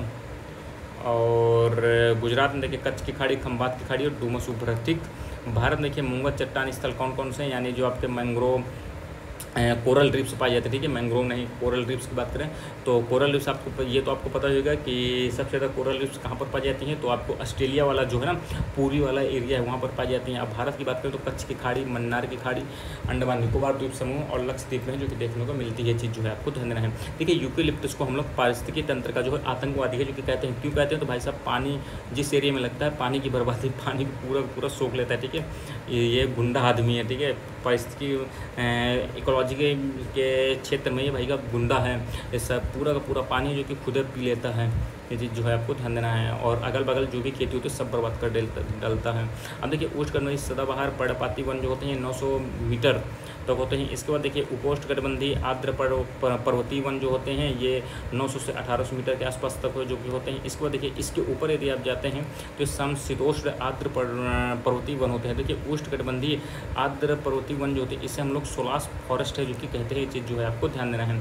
अब देखिए पश्चिमी हिमालय और पूर्वी हिमालय की वनस्पतियों की तुलना कर लेते हैं। तो यहाँ पर देखिए पश्चिमी हिमालय और पूर्वी हिमालय की बात करें तो किसी भी वनस्पति का विकास नहीं होता। पश्चिमी हिमालय में 4000 मीटर तक ये चीज़ जो है आपको ध्यान देना है, ठीक है। 4000 मीटर तक कोई भी विकास नहीं होता है, ठीक। 4000 मीटर के बाद 4000 मीटर के बाद की बात हो रही है, ठीक है। 4000 मीटर के बाद जो है यहाँ पर पश्चिमी हिमालय में यहाँ पर नीचे से हम देखते हैं, ठीक है, वर्षा की मात्रा में क्रमशः कमी है ऐसे जो हो रही है। तो देखिए कमी की बात करें, सबसे ज़्यादा वर्षा कहाँ होती है? सदाबहार वनस्पति में। इसके बाद इससे कम कहाँ होती है? अर्ध सदाबहार में। फिर आपकी कहाँ होती है? आर्द्र पर्णपाती में होती है। इसके बाद शुष्क पर्णपाती वन में, फिर इसके बाद कटीले वनस्पति एवं सवाना वनस्पति जो कि आती है, ठीक है। सबसे ज़्यादा सदाबहार वनस्पति में, फिर अर्ध सदाबहार, फिर आर्द्र पर्णपाती, फिर शुष्क पर्णपाती, फिर कटीली वनस्पति, ठीक। इसको देखिए जब इसके ऊपर आप जाएंगे 900 मीटर के आसपास, तो यहाँ पर देखिए आर्द्र पर्वतीय वनस्पति आती हैं। और इसके बाद देखिए 900 से 1800 में जाएंगे तो समशीतोष्ण आर्द्र पर्वतीय वन आते हैं। इसके बाद 2700 में जाएंगे तो शंकुधारी वन आते हैं। इसके बाद जाएंगे तो टुंड्रा वनस्पति है जो कि आती है, ठीक है। अब देखिए यहाँ पर बात करें और इंपॉर्टेंट फैक्ट की, तो रामसर स्थल की बात कर लेते हैं। तो देखिए 1971 में ईरान में रामसर नामक स्थान पर है जो कि रामसर सम्मेलन हुआ था, और रामसर सम्मेलन में 1971 में है जो है इसके प्रावधान किए गए थे। लेकिन भारत की बात करें तो 1982 में, जो कि भारत इससे जुड़ा था। और वर्तमान में भारत में रामसर साइट्स 26 नहीं, वर्तमान में और भी शायद 91 के आसपास है जो कि हो चुकी हैं, ठीक है। और हर वर्ष 2 फरवरी को जो कि विश्व आर्द्रभूमि दिवस है जो कि मनाया जाता है, ठीक है। अब देखिए यहाँ पर भारत के जो प्रमुख रामसर साइट्स हैं हम देख लेते हैं। तो केरल में देखिए कौन कौन सी हैं। केरल में देखिए अष्टमुडी है, सस्तमकोट्टा है और वेम्बनाड है। तमिलनाडु की बात करें तो तमिलनाडु में आपका है पॉइंट कैलिमर वाइल्ड लाइफ है, ठीक है। और तमिलनाडु में सबसे ज़्यादा शायद 20 से 21 के आसपास है जो कि रामसर साइट्स देखने को मिलती है। इसके बाद आपको यूपी है जहाँ पर 10 के आसपास है, ठीक है। कोलेरू आपका आंध्र प्रदेश में, चिल्का उड़ीसा में, भीतरकनिका उड़ीसा में है, ठीक है। और मध्य प्रदेश में भोज है। राजस्थान में आपका केवलादेव है। सांभर आपका राजस्थान में ही है। कंजली पंजाब, रोपड़ पंजाब, हरिके झील ये भी आपका देखिए पंजाब में सतलज व्यास का संगम है ये। हिमाचल प्रदेश की महत्वपूर्ण है चंद्रताल, पोंगबांध, रेणुका आर्द्रभूमि ये वहीं है, ठीक है। जम्मू एंड कश्मीर की भी ध्यान दीजिएगा, वूलर झील, सोमरेरी, सुरिसर, मानसर झील है, कई बार एग्जाम में आ चुकी है, ठीक है। यहाँ पर पूछ लेता है कौन सी उत्तर प्रदेश से संबंधित जो है नहीं है क्षेत्र, ये चीज़ जो है आपको ध्यान देना है। सुरिसर मानसर झील जो है उत्तर प्रदेश में नहीं है, ठीक है। इसके बाद होकेरा जो है जम्मू कश्मीर में ही है, ठीक है। और नल सरोवर बर्ड सेंचुरी गुजरात में है। रुद्र सागर त्रिपुरा में, चीज़ ध्यान दीजिएगा। लोकटक जो है मणिपुर में है, मॉन्ट्रिक्स रिकॉर्ड में दर्ज है। और दीपोर बिल जो है ये असम में है, ठीक है। राष्ट्रीय वन नीति कब आती है? तो 1952 में आती है। इसके तहत जो देखिए भारतीय वन को 3 वर्गों में है जो कि वर्गीकृत किया जाता है। एक तो संरक्षित वन है जो कि पारिस्थितिकी तंत्र के आवश्यक वन होते हैं। इसके बाद राष्ट्रीय वन में आता है और इसके बाद ग्राम वन में है जो कि इन्हें वर्गीकृत किया गया है, ठीक है। देखिए इंदिरा गांधी राष्ट्रीय वन अकादमी देहरादून में है, ठीक है। और भारतीय वन प्रबंधन संस्थान ये कहाँ है? भोपाल में है। भारतीय वानिकी अनुसंधान एवं शिक्षा परिषद कहाँ है? तो देहरादून में है। और बात करें Indian institute of ecology and environment ये आपका नई दिल्ली में है, ठीक। देखिए जो आपका राष्ट्रीय वन नीति आई थी ना, एक सेकेंड, यहाँ पर जो राष्ट्रीय वन नीति है आपकी जो आई थी, जो राष्ट्रीय वन नीति जो थी इसके अंतर्गत क्या कहा गया था? तो 1/3 भूभाग पर जो है वनों का विस्तार है जो कि होना चाहिए, यानी 33% की बात कही गई थी। और इसके अलावा जो है इसमें 33% में जो 60% होगा, यानी 33% में 60% जो होगा इसमें पर्वतीय वन होना चाहिए। और जो 20% इसमें मैदानी भागों में 20% भागों पर है जो कि वन का विस्तार होना चाहिए, ठीक है। ये चीज़ जो है आपको ध्यान देना है। इसको देखिए 1988 में इसी के अंतर्गत तो राष्ट्रीय वन नीति आती है, ठीक है। राष्ट्रीय वन नीति 1952 आती है। इसके बाद आगे चलकर 1988 में राष्ट्रीय वन नीति आती है जो कि 1952 में ही संशोधन करके बनाए गए थे, ठीक है। ये चीज़ जो है आपको ध्यान देना है। और क्या यहाँ पर महत्वपूर्ण है, इसे आप छोड़ सकते हैं, इतना कुछ महत्वपूर्ण नहीं है, इसे भी आप छोड़ सकते हैं। यहाँ पर यह ध्यान दीजिएगा बायोस्फीयर रिजर्व की बात करें, काफ़ी ज़्यादा महत्वपूर्ण है। इसका देखिए सर्वप्रथम प्रयोग, इस शब्द का प्रयोग किसने किया था? तो एडवर्ड स्विच ने है जो कि बायोस्फीयर रिजर्व का प्रयोग है जो कि किया था, ठीक है। और बायोस्फीयर रिजर्व को जो है क्या कहते हैं, यूनेस्को का जो मानव एवं जैवमंडल प्रोग्राम था, यानी MAP man and biosphere programme 1971 जो था इसके अंतर्गत जो कि मान्यता दी गई थी, ठीक है। और इसमें जो है 3 भाग हैं जो कि बनाए गए थे बायोस्फीयर रिजर्व में। एक तो कोर क्षेत्र था, बफर क्षेत्र था, संक्रमण क्षेत्र था। कई बार इसमें क्वेश्चन जो है कथन में देकर 2-3 कथन देकर पूछ लेगा कौन से इनमें से सही है गलत है, सब पूछ लेता है। तो कोर जोन में क्या था? ये वन्य जीवों के संरक्षण के लिए सबसे सुरक्षित जोन है माना जाता है। कोर एरिया का मतलब यही होता है, ठीक है, कोर एरिया। इसमें जो है इस क्षेत्र में सरकारी अधिकारी कर्मचारी को छोड़कर कोई भी प्रवेश नहीं कर पाता, ठीक है। जैसे ये पूरा क्षेत्र है वन, सबसे ये आपका कोर है, इसमें किसी को अलाउ नहीं है जाना, सिर्फ और सिर्फ अधिकारी जाएंगे और जो कर्मचारी होंगे उसकी देखरेख जो करते हैं। इसके बाद ये बफर एरिया बनता है, ठीक है। ये आपका बफर एरिया है। बफर एरिया में क्या होता है? ये बफर क्षेत्र जो है कोर क्षेत्र के चारों ओर का क्षेत्र है। इसका प्रयोग पूर्णतः नियंत्रित और अविध्वंसक यानी जो है जिससे उस एरिया को नुकसान न हो। इसमें जो है अनुसंधान, शोध और परंपरागत उपयोग और पुनर्वास जो कि किया जा सकता है, ठीक है। यानी इसमें ऐसे कार्यकलाप किए जाते हैं जिससे जो वहाँ पर जीव जंतु रह रहे हैं उन्हें कोई भी नुकसान न हो, ठीक है। और यहाँ पर अनुसंधान शोध करने के लिए और परंपरागत उपयोग के लिए चीज़ें यहाँ पर कर सकते हैं आप लोग, ठीक है। इसको जो ट्रांजिशन जोन होता है, ये आपका ट्रांजिशन जोन है, ठीक। ट्रांजिशन जोन जो होता है ये सबसे बाहरी भाग होता है जो खुला और विस्तृत होता है, ठीक है। इस क्षेत्र में मनोरंजन के संसाधन जो है किए जा सकते हैं और प्रबंधित जंगलों को भी इसमें शामिल किया जा सकता है, ठीक है। भारत में कुल 18 जैवमंडल आरक्षित क्षेत्र हैं और इनमें से 10 जैवमंडल आरक्षित क्षेत्र जो है यूनेस्को की सूची में भी है, जो कि शामिल है। चीज़ जो है आपको ध्यान देना, पहला कोर, दूसरा बफर, तीसरा ट्रांजिशन, ठीक है। भारत में जैवमंडल आरक्षित क्षेत्र की बात कर लेते हैं। देखिए नीलगिरी आपका कहाँ पर स्थित है, तो 1986 में शामिल हुआ था बायोस्फीयर रिजर्व में, और तमिलनाडु, केरल और कर्नाटक में है, ठीक है। नंदा देवी उत्तराखंड में, मेघालय में नोकरेक है, मन्नार की खाड़ी तमिलनाडु में, सुंदरबन पश्चिम बंगाल है, मानस असम में है, सिमलीपाल उड़ीसा का है, दिहांग दिबांग अरुणाचल प्रदेश, पंचमढ़ी आपका कहाँ है, मध्य प्रदेश में है, ठीक है। और अचानक मार अमरकंटक बायोस्फीयर रिजर्व मध्य प्रदेश छत्तीसगढ़ में, कच्छ गढ़ गुजरात में है, कोल्ड डिजर्ट हिमाचल प्रदेश में, कंचनजंगा सिक्किम में है, ठीक है। अगस्ता मलाई केरल तमिलनाडु में, ग्रेट निकोबार जयमंडल आरक्षित क्षेत्र ये आपका अंडमान निकोबार में, डिब्रू साइकोवा असम में है, और आंध्र प्रदेश में सेचालम की पहाड़ियाँ हैं, और पन्ना राष्ट्रीय उद्यान 2011 में शामिल हुआ था। ये चीज़ जो है आपको ध्यान देना है, ठीक है। प्रमुख नहर सिंचाई परियोजना मोस्ट इंपॉर्टेंट है भी, तो देखिए इंदिरा गांधी नहर परियोजना जो है यह विश्व की विशालतम क्या कहते हैं सिंचाई परियोजना हो। इसकी नींव जो है 30 मार्च 1958 में है, जो कि रखी गई थी, और तत्कालीन जो गृह मंत्री थे हमारे गोविंद वल्लभ पंत जी, ठीक है। यह राजस्थान के शुष्क एवं अर्ध शुष्क क्षेत्रों की सिंचाई के लिए है, जो कि बनाया गया था, और यह जो गंगानगर, बीकानेर, जैसलमेर, बाड़मेर जिलों को जो कि संचित करने का काम करेगा। ये सतलज और ब्यास के संगम पर है, जो कि बनाया गया था, जो हरिक्का बैराज था वहीं से जो किससे निकाला गया था, किसे, इंदिरा गांधी नहर परियोजना को, ठीक है। ये चीज़ जो है आपको ध्यान रखना, हरिक्का बैराज से जो कि निकलती है, और हरिक्का बैराज कहाँ पर बना है, तो सतलज और ब्यास नदी के स्थान पर। सरहिंद नहर की बात करें तो यह नहर जो है पंजाब के रोपड़ में सतलज नदी के बाएं किनारे से जो कि निकलती है, ठीक है। ऊपरी गंगा नहर की बात करें तो इस नहर को हरिद्वार के समीप गंगा नदी से जो कि निकाला गया है। इस नहर का प्रवाह जो बहुत ही ऊबड़ खाबड़ क्षेत्रों से जो कि होता है, और इस नदी के जल से उत्तर प्रदेश के अनेक जिलों की भूमि है जो कि सिंचित होती है। इसके बाद देखिए निचली गंगा नहर की बात करें तो यह जो है नहर जो है बुलंदशहर के नरौरा से गंगा नदी से जो कि निकलती है। इंपॉर्टेंट ध्यान दीजिएगा, यह नहर कासगंज के समीप जो ऊपरी गंगा नहर में जो कि मिल जाती है, ठीक है। ये आगे जाकर निचली गंगा नहर जो ऊपरी गंगा नहर से जो कि मिल जाती है। निचली गंगा नहर बुलंदशहर के नरौरा से है जो कि निकलती है, कुछ और गंगा नदी से जो कि निकलती है, ठीक है। इसमें निचली गंगा नहर से बुलंदशहर, एटा, मैनपुरी, इटावा, कानपुर आदि क्षेत्र जो कि सिंचित होते हैं। इसको देखिए शारदा नहर है, इसे जो उत्तराखंड के नैनीताल के निकट शारदा नदी से जो कि निकाला गया है। इसके माध्यम से देखिए उत्तर प्रदेश के शाहजहाँपुर, पीलीभीत, लखनऊ, प्रतापगढ़, सुल्तानपुर, जौनपुर, इन सब जिलों में जो कि सिंचाई की जाती है। इसी नहर को जो खातिमा शक्ति केंद्र भी है जो कि यहाँ पर स्थापित किया गया है, इसी नहर पर, ठीक है। खातिमा शक्ति केंद्र कहाँ पर, शारदा नहर में। अब देखिए देश की प्रमुख नहरें हम देख लेते हैं। तो देखिए पंजाब में कौन सा, सरहिंद नहर है, जिनमें टिक लगा उन्हें जरूर ध्यान दीजिएगा, भाखड़ा नहर है और पूर्वी नहर है, ठीक है। और भाखड़ा नागल को तो आपको पता ही है, सतलज नदी है, ठीक। सरहिंद का सतलज हो गया। हरियाणा में देखिए कौन सा, गुड़गांव है, ये उतना इंपॉर्टेंट नहीं है आपके लिए। यहाँ पर ये ध्यान दीजिएगा, उत्तर प्रदेश और उत्तराखंड के देखिए ऊपरी गंगा नहर गंगा नदी हरिद्वार के समीप, निचली गंगा नहर नरौरा के आसपास, नरौरा बुलंदशहर के नज़दीक है। शारदा नहर शारदा नदी, बेतवा जो है बेतवा नदी झांसी के समीप जो है आपका ये परीक्षा नामक स्थान से, ठीक है, बेतवा नहर निकलती है। इसके बाद देखिए बिहार की बात करें, तिरहुत नहर और सारण नहर की ध्यान दीजिएगा। इसके बाद देखिए पश्चिम बंगाल की बात करें, एडन नहर ध्यान दीजिएगा, दामोदर नदी से संबंधित है, और दुर्गापुर नहर जो ये भी दामोदर नदी से संबंधित, ठीक है। और क्या इंदिरा नहर देखिए बताइए राजस्थान की है, और ये जो है सतलज और ब्यास नदी के संगम पर स्थित जो आपका हरिक्का बैराज है यहाँ से जो कि निकलती है, ठीक है। और बस इतना ध्यान दीजिएगा। इसके अलावा मेट्टूर परियोजना ध्यान दीजिए, मेट्टूर परियोजना कावेरी नदी पर है और तमिलनाडु से संबंधित, ठीक है। और केरल में मालमपुझा बांध है जो कि मालमपुझा नदी से जो कि निकलती है, और मंगलम परियोजना जो कि चिरकुना पुझा नदी से जो कि निकलती है। आंध्र प्रदेश की बात करें तो यहाँ पर देखिए तुंगभद्रा परियोजना तुंगभद्रा नदी पर है, कृष्णा की सहायक नदी पर। इसके अलावा जो है तुंगभद्रा नदी पर होगा, कृष्णा पेन्नार परियोजना कृष्णा और पेन्नार नदी पर है। रामसागर परियोजना गोदावरी नदी पर है, ठीक है।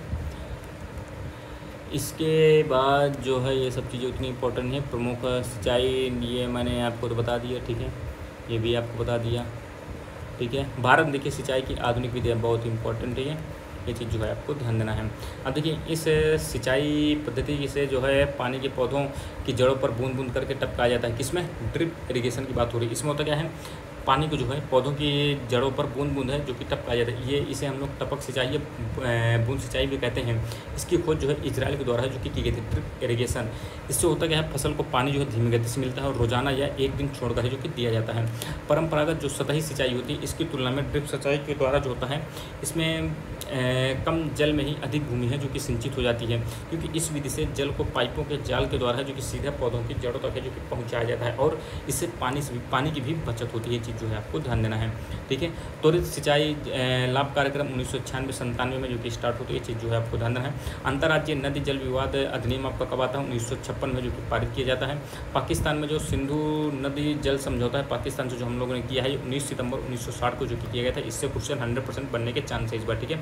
हरियाली परियोजना आपकी 2003 में आती है जो कि जल प्रबंधन से ही संबंधित, ठीक है। हरियाली मतलब ये मत समझिए कि पेड़ पौधों से, बल्कि ये जल प्रबंधन से ही है जो कि संबंधित है, ठीक है। अब बात करते हैं कि फब्बारा से स्प्रिंकल इरिगेशन, फब्बारा आप लोग देखते हैं, इसे बौछारी सिंचाई भी जो कि कहते हैं। इसमें सिंचाई जल को पंप करके पाइप की सहायता से जो कि सिंचाई स्थान तक जो कि ले जाया जाता है। इसमें दबाव पद्धति का प्रयोग किया जाता है, जिससे फब्बारे के रूप में है जो कि वर्षा की बूंदें हैं जो कि निकलती हैं और जल सीधे जो है जल जो होता है सीधे फसलों पर जो कि छिड़का जाता है। इससे इस प्रकार जो है छिड़काव द्वारा पानी जो है खेतों के चारों ओर जो कि फैलता है, ठीक है। फब्बारा सिंचाई के लाभ क्या होते हैं, परंपरागत सिंचाई की तुलना में फब्बारा सिंचाई से जल की बचत होती है। पानी के साथ जो है घुलनशील जो उर्वरक होते हैं, कीटनाशक होते हैं, खरपतवार नाशी होते हैं, इनका भी छिड़काव है जो कि किया जा सकता है फव्वारा के रूप में, ठीक है।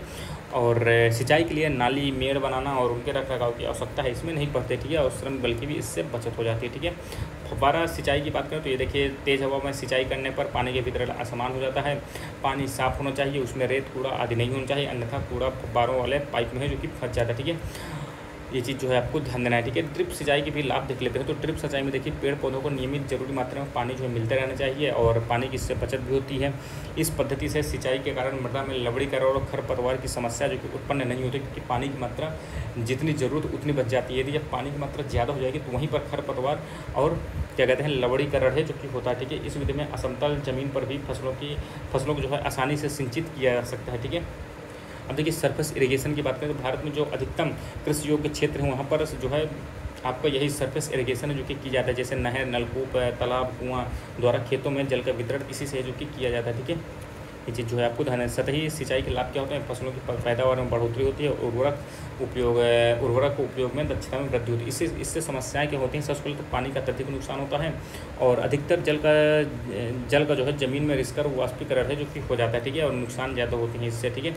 इसको देखिए, रेनगन तकनीक है, ठीक है। इस तकनीक में क्या होता है, 20 से 60 मीटर की दूरी पर प्राकृतिक बरसात की तरह सिंचाई है जो कि इससे की जाती है। इससे कम पानी से अधिक क्षेत्रफलों को जो कि सींचा जा सकता है। सिंचाई के अन्य साधनों की अपेक्षा इसके माध्यम से आधे से भी कम समय एवं पानी से खेती की सिंचाई जो कि की जा सकती है। इसको देखिए, फर्टिगेशन, ये क्या है भैया, इस विधि के द्वारा जल के साथ उर्वरकों को भी मिलाया जाता है और सिंचाई की क्रिया संपन्न की जाती है। इंपॉर्टेंट है, ध्यान दीजिएगा। फर्टिगेशन, फर्टिलाइजर और इरीगेशन, इनका शब्द मिलाने फर्टिगेशन है जो कि बनता है। इसमें जल और फर्टिलाइजर दोनों को मिलाकर जो सिंचाई की जाती है और इसकी भी देखिए खोज इजराइल में है जो कि की गई थी। ये चीज़ भी है जो कि आपको ध्यान देना है, ठीक है। इसमें सिंचाई के लिए जो जल और उर्वरक दोनों का प्रयोग है जो कि अच्छे से किया जाता है, ठीक है। और देखिए, कमांड एरिया डेवलपमेंट प्रोग्राम की बात करें, इसकी स्टार्ट कब किया गया था, 1974-75 में 5वीं पंचवर्षीय योजना के आसपास है जो कि इसी स्टार्ट किया गया था। ये चीज़ जो है आपको ध्यान देना, कमांड एरिया डेवलपमेंट प्रोग्राम, ठीक है। अब देखिए, बहुउद्देशीय परियोजनाएं, दामोदर घाटी परियोजना सबसे पहले। तो दामोदर घाटी परियोजना की बात करें तो भारत की पहली बहुउद्देशीय परियोजना है जिसमें दामोदर और उसकी सहायक नदियाँ कौन सी हैं दामोदर की, बराकर, कोनारो, बोकारो पर बांध है जो कि बनाया गया है। ये जो है संयुक्त राज्य अमेरिका की जो टेनेसी नदी घाटी परियोजना है उस पर है आधारित है। कौन सी, दामोदर घाटी परियोजना। ये चीज़ जो है आपको ध्यान देना है, पॉइंट है। इस परियोजना का विस्तार झारखंड और पश्चिम बंगाल राज्य में है। प्रमुख बांध कौन कौन से हैं भैया, इंपॉर्टेंट, मोस्ट इंपॉर्टेंट, तिलैया बांध, मैथान बांध, कोनार बांध, पंचेत हिल बांध, ठीक है। चीज़ जो है आपको ध्यान देना है। इसी में तापगृह भी हैं जो कि थर्मल प्लांट पे जो कि लगाए हैं, बोकारो तापगृह, दुर्गापुर भी यहीं पर है और चंद्रपुर भी है, ठीक है। इसके बाद देखिए, पोलावरम सिंचाई परियोजना की बात कर लेते हैं। तो दोस्त 2016 में केंद्र सरकार द्वारा आंध्र प्रदेश में जो है बहुउद्देशीय पोलावरम सिंचाई परियोजना के लिए पहली किस्त राशि को है जो कि नाबार्ड ने प्रधानमंत्री कृषि सिंचाई योजना के तहत जो कि मंजूरी दे दी है, ठीक है। नाबार्ड की स्थापना 1982 में होती है, बस इतना ध्यान दिए, इतना कुछ इंपॉर्टेंट नहीं होगा, ठीक है। भाखड़ा नागल परियोजना मोस्ट इंपॉर्टेंट, ये भी ये देखिए कहाँ बनी है, तो सतलज नदी पर जो कि बनी है, और यह देश की सबसे बड़ी बहुउद्देशीय परियोजना है, और यह विश्व का सबसे ऊंचा गुरुत्वीय बांध है जो कि बनाया गया है। ये चीज़ जो है आपको ध्यान देना है। इस परियोजना से दिल्ली, हिमाचल प्रदेश, पंजाब, हरियाणा और राजस्थान है जो कि लाभान्वित होते हैं। इस बांध के पीछे निर्मित जो झील है इसको क्या कहते हैं, तो गोविंद सागर झील है जो कि कहा जाता है। ठीक है, इस बांध के पीछे एक झील बनी जिसे हम लोग गोविंद सागर झील कहते हैं। कहाँ पर है भैया, हिमाचल प्रदेश में है। इसके बाद देखिए हीराकुंड डैम की बात कर लेते हैं। भारत का महत्वाकांक्षी परियोजना है, और हीराकुंड बांध की बात करें तो ये विश्व का सबसे लंबा बांध है, और ये जो है उड़ीसा में है। कहाँ, उड़ीसा में है। ठीक है, ये चीज़ जो है आपको ध्यान देना है। टिहरी बांध परियोजना की बात कर लेते हैं। ये भागीरथी और भिलांगना नदी के तट पर बना है, और सबसे ऊंचाई पर है जो कि बना है। इस बांध का जो निर्माण है भूकंप क्षेत्र जो जोन आता है ना, जोन 5, इसमें किया गया है, और भूकंप के दृष्टिकोण की बात करें तो काफ़ी ज़्यादा संवेदनशील है, क्योंकि भूकंप क्षेत्र को जो जोन 5 है, जोन 5 काफ़ी ज़्यादा खतरनाक होता है। ठीक है, अति संवेदनशील है जो कि इसे माना गया है। और इस बांध के पीछे एक जलाशय बना है जिसे हम लोग स्वामी रामतीर्थ सागर भी जो कि कहते हैं। ठीक है, टिहरी बांध कहाँ है, तो ये ध्यान दीजिए उत्तराखंड में है। नर्मदा घाटी परियोजना की बात कर ले तो नर्मदा घाटी परियोजना जो है गुजरात के सरदार सरोवर डैम पर बना है, और मध्य प्रदेश के नर्मदा सागर बांध का है जो कि निर्माण किया गया है इसी के तहत। ठीक है, सरदार सरोवर परियोजना से अत्यधिक दुष्प्रभावित जिला कौन सा है भैया, तो मध्य प्रदेश, और सर्वाधिक लाभान्वित जिला कौन सा है, तो गुजरात है। ठीक है, सरदार सरोवर से सबसे ज़्यादा नुकसान किसे, तो मध्य प्रदेश को है, और सर्वाधिक फायदा किससे है, तो गुजरात को है।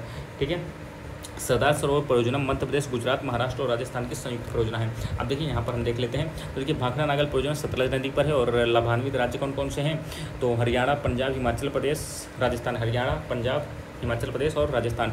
दामोदर घाटी परियोजना दामोदर नदी पर है, और पश्चिम बंगाल और झारखंड से संबंधित है। हीराकुंड उड़ीसा में है, महानदी पर है। जिन पर टिक लगाऊँ उन्हें जरूर ध्यान दीजिएगा। ठीक है, इसको देखिए सबरीरी परियोजना की बात करें तक्की पर है, और केरल नदी पर। नागार्जुन सागर परियोजना कृष्णा नदी पर है, और आंध्र प्रदेश और तेलंगाना को फायदा देती है। पुंचमपाद परियोजना गोदावरी नदी पर है, तेलंगाना राज्य में है। इडुक्की की बात करें, ये काफ़ी ज़्यादा महत्वपूर्ण है, इडुक्की या पेरियार, तो ये आपकी परियोजना केरल पर है और पेरियार नदी पर है। ठीक है, इसके बाद बात करें पौना परियोजना, ध्यान दीजिएगा, ये महाराष्ट्र में है। ठीक है, नाथपा झाकरी परियोजना ये भी इंपॉर्टेंट है, सतलज नदी पर है, हिमाचल प्रदेश में। इसके बाद देखिए बाढ़ सागर परियोजना काफ़ी ज़्यादा महत्वपूर्ण है, सोन नदी पर है, और बिहार, उत्तर प्रदेश, मध्य प्रदेश इससे लाभान्वित होते हैं। रामगंगा परियोजना की बात कर लेते हो तो रामगंगा नदी पर है, और उत्तराखंड इससे लाभान्वित होता है, ये भी काफ़ी ज़्यादा महत्वपूर्ण है। सरदार सरोवर परियोजना की बात करें नर्मदा नदी पर है, मध्य प्रदेश, महाराष्ट्र, राजस्थान, गुजरात इससे लाभान्वित होते हैं। तिलैया बांध काफ़ी ज़्यादा महत्वपूर्ण है, ये आपका बराकर नदी पर है, और यह झारखंड को है जो कि लाभान्वित करता है, काफ़ी ज़्यादा महत्वपूर्ण है। उरी परियोजना ये भी महत्वपूर्ण है, झेलम नदी पर है, जम्मू एंड कश्मीर। चुटक परियोजना जो है सुरू नदी पर है, जो कारगिल, जम्मू कश्मीर, ये भी इंपॉर्टेंट है। बगलिहार की बात करें तो ये चेनाब नदी पर है। ठीक है, बगलिहार चेनाब नदी पर है, ये जम्मू एंड कश्मीर में है। तुलपुल की बात करें तो झेलम नदी पर है, और जम्मू एंड कश्मीर में। अलमट्टी बांध परियोजना की बात करें तो कृष्णा नदी पर है, और ये जो है आंध्र प्रदेश, कर्नाटक और महाराष्ट्र में है, जो कि फायदा देती है। ठीक है, चंबल परियोजना की बात करें तो चंबल नदी पर है, मध्य प्रदेश, राजस्थान इससे लाभान्वित राज्य हैं। रिहंद परियोजना की बात करें, रिहंद नदी पर है, उत्तराखंड में है। किशनगंगा परियोजना जम्मू एंड कश्मीर, किशनगंगा नदी पर है। केन बेतवा लिंक परियोजना काफ़ी ज़्यादा महत्वपूर्ण है भैया, ये चीज़ ध्यान दीजिएगा, और भारत का पहला लिंक परियोजना भी, ये चीज़ भी आपको ध्यान देना है। ठीक है, केन बेतवा नदी पर है, और उत्तर प्रदेश और मध्य प्रदेश के काफ़ी ज़्यादा फायदा पहुंचाता है। ठीक है, गांधी सागर बांध चंबल नदी पर है, मध्य प्रदेश में काफ़ी ज़्यादा महत्वपूर्ण है। टिहरी बांध परियोजना ये भागीरथ पर है, भागीरथी और भिलांगना नदी पर है, उत्तराखंड को प्रभावित करती है। श्री सैलम परियोजना ये भी महत्वपूर्ण है, कृष्णा नदी पर है, और आंध्र प्रदेश, तेलंगाना को जो कि फायदा करती है। मेट्टूर परियोजना कावेरी नदी पर है, और तमिलनाडु को जो है फायदा पहुँचाती है। शरावती परियोजना की बात करें तो शरावती नदी पर है, और कर्नाटक, गोवा, तमिलनाडु पर है, जो कि फायदा ये देती है। शिव समुद्रम कावेरी नदी पर है, कृष्ण कर्नाटक में क्या कहते हैं, काफ़ी ज़्यादा ये फायदा देती है। ठीक है, काकरापार परियोजना ताप्ती नदी पर है, गुजरात लाभान्वित राज्य है। रणजीत सागर बांध जिसे हम लोग थीन बांध परियोजना भी कहते हैं, रावी नदी पर है, और पंजाब को ये लाभान्वित करता है। ठीक है, इसको देखिए दुलहस्ती परियोजना काफ़ी ज़्यादा महत्वपूर्ण है। ठीक है, दुलहस्ती चेनाब नदी पर है, और ये जम्मू एंड कश्मीर में है। संजय सरोवर परियोजना की बात करें तो वैनगंगा मध्य प्रदेश में है। कोयना परियोजना काफ़ी ज़्यादा महत्वपूर्ण है, महाराष्ट्र में है। ठीक है, ये चीज़ ध्यान देंगे। माता टीला बेतवा नदी पर है, उत्तर प्रदेश और मध्य प्रदेश को लाभान्वित करता है। रानी लक्ष्मीबाई बांध परियोजना ये बेतवा नदी पर है, उत्तर प्रदेश को लाभान्वित करता है। तुंगभद्रा नदी की बात कर लेते हैं तो पेन्नार और तुंगभद्रा नदी पर स्थित है, और आंध्र प्रदेश और कर्नाटक को है जो कि ये फायदा करता है।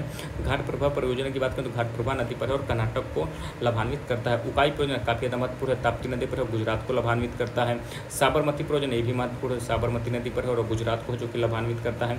इसके बाद बात करें नर्मदा सागर परियोजना की बात करें तो नर्मदा नदी पर है, गुजरात और मध्य प्रदेश को है जो कि ये लाभान्वित करता है। बस ठीक है, इतने आपके लिए महत्वपूर्ण है। ठीक है, इसको देखिए, और क्या है जो कि महत्वपूर्ण नदी जोड़ो परियोजना, ये उतना ज़्यादा महत्वपूर्ण नहीं है आपके लिए अभी। बस ये ध्यान दीजिएगा, केन बेतवा लिंक एक्सप्रेसवे के बारे में जरूर अच्छे से पढ़ लीजिएगा। ठीक है, कुछ प्रमुख अंतर्राज्यीय नदी जल विवाद ये महत्वपूर्ण है। ठीक है, देखिए यहाँ पर देखिए मैं आपको बता दूं, गोदावरी नदी विवाद ध्यान दीजिए, इंपॉर्टेंट है ये जो विवाद है। तो राज्य कौन कौन से हैं जो कि विवाद है इस नदी के बारे में, गोदावरी से संबंधित राज्य कौन कौन से हैं? तो महाराष्ट्र, कर्नाटक, आंध्र प्रदेश, तेलंगाना, उड़ीसा और मध्य प्रदेश, ठीक है। और इसके अलावा देखिए कावेरी जल विवाद आपका यहाँ पर तो नहीं दिया है, कावेरी जल विवाद भी काफ़ी ज़्यादा फेमस है। देखिए यहाँ पर आप लोग नर्मदा नदी जल विवाद ध्यान दीजिएगा, मध्य प्रदेश, गुजरात, महाराष्ट्र और राजस्थान के मध्य में है, ठीक है। कावेरी नदी जल विवाद भी यहाँ पर ध्यान दीजिए, कावेरी नदी जो आती है ना यहाँ पर देखिए कर्नाटक और केरल, तमिलनाडु इन सब के मध्य है, जो कि काफ़ी ज़्यादा विवादित है, ठीक है। ये चीज़ जो है आपको ध्यान देना है, ठीक है। अब यहाँ पर देखिए नदी बोर्ड अधिनियम 1956 में आता है, ये चीज़ जो है आपको ध्यान देना है। और इसके अलावा अंतर्राज्यीय नदी जल विवाद 1956 में आता है, ये भी चीज़ आपको जो है ध्यान देना है, ठीक है। और यहाँ पर देखिए जल को शुद्ध करने की विधियों की बात करें तो देखिए आरओ सिस्टम, ये तो आपको पता ही है, ठीक है। यहाँ पर देखिए आरओ सिस्टम 220 से 240 ppm युक्त पानी को स्वच्छ करके 25 ppm तक जो कि ला सकता है। इससे जो है गंदगी, धूल, बैक्टीरिया आदि से है जो कि पानी को मुक्त किया जा सकता है, ठीक है। यह पेयजल को साफ करने के लिए सबसे अच्छा तरीका है, आप लोग मान्यता है, इसी को सब लोग यूज़ करते हैं आरओ को। इसको देखिए अल्ट्रावायलेट रेडिएशन सिस्टम भी जो कि आता है, इसमें इससे क्या होता है पानी में मौजूद जो वायरस होते हैं और बैक्टीरिया जो होती हैं इनके DNA है जो कि अव्यवस्थित हो जाते हैं और साथ ही हानिकारक बैक्टीरिया इसमें मर जाते हैं, ठीक है, यूवी रेस के कारण, ठीक है। यूवी प्यूरीफायर्स जो है 3-4 प्यूरिफिकेशन चरण में जो कि आते हैं, जिसमें सेडिमेंट फिल्टर यानी प्री फिल्टर प्रक्रिया और सक्रिय कार्बन कार्ट्रेज की है जो कि आवश्यकता होती है, ठीक है। क्लोरिनिफिकेशन, क्लोरिनेशन क्या होता है? क्लोरिनेशन, ठीक, क्लोरिनेशन के जरिए भी पानी को जो कि साफ किया जाता है। इसमें इसके माध्यम से आप लोग देखते हैं विभिन्न नगरों और सरकारी उपक्रमों में जो जलापूर्ति की जाती है, ये उसमें जो है इसी प्रक्रिया का प्रयोग किया जाता है, क्लोरिनेशन का। आप लोग देखते हैं ना, जैसे आप लोग के यहाँ वाटर की सप्लाई है, कभी कभी आप देखते हैं कि पानी महकता काफ़ी ज़्यादा क्लोरीन की तरह महकता है, तो वो क्लोरीन के कारण ही है जो कि महकता है, ठीक है, क्योंकि वहाँ पर मारने के लिए ना क्लोरीन को मिला दिया जाता है, ठीक है।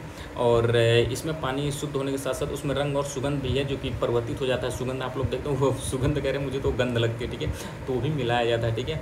इसके ये बड़े बड़े सिटी में ज़्यादा होता है जहाँ पर क्या कहते हैं पानी की उपलब्धता काफ़ी कम होती है और वाटर ट्रीटमेंट प्लांट जो कि लगे होते हैं वहाँ पर क्लोरिनेशन काफ़ी ज़्यादा किया जाता है, ठीक है। इसको देखिए हैलोजन टैबलेट की बात करें तो आकस्मिक परिस्थितियों में पानी को साफ करने के लिए हैलोजन टैबलेट का उपयोग है जो कि किया जाता है। पानी में इसे कितनी मात्रा में डाला जाता है, यह पानी की मात्रा और हैलोजन टैबलेट के ब्रांड के ऊपर है जो कि निर्भर करता है, ठीक है। ये गोलियां जो है जल में पूरी तरह से घुलनशील होती है, ये चीज़ भी आपको ध्यान देने की क्वेश्चन आपसे पूछा जा सकता है, हैलोजन टैबलेट, ठीक है। और पेयजल में देखिए विषैले तत्व आपके कौन कौन से पाए जाते हैं, तो देखिए पेयजल में आपका कैडमियम, लेड, पारा, निकल, सिल्वर, आर्सेनिक आदि के जैसे विषैले तत्व हैं जो कि पाए जाते हैं, ठीक है। यहाँ पर देख सकते हैं हम जब जो है जल में मैग्नीशियम और सल्फेट की अधिकता हो जाती है तो ये आंतों में जलन पैदा करती है, ये ध्यान दीजिएगा, इंपॉर्टेंट है, क्वेश्चन में आ सकता है आपको, ठीक है। डिजीज वगैरह से काफ़ी ज़्यादा महत्वपूर्ण होती हैं चीज़ें ये।